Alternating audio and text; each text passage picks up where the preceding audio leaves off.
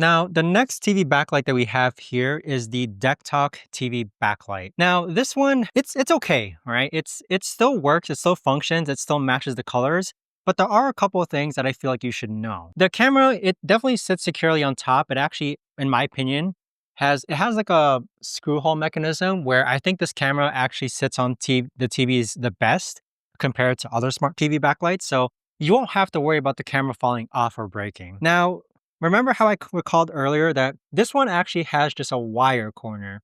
So what I mean by that is that you actually see here that I'm actually bending the LED strip.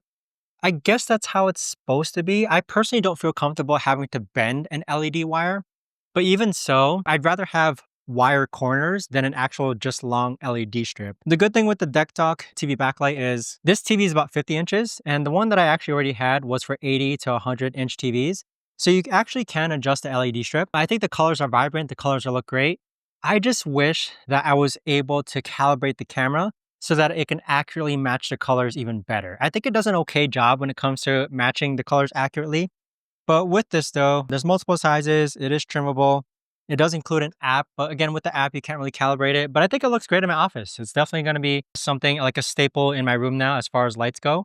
But let's go ahead and move on to the next TV backlight.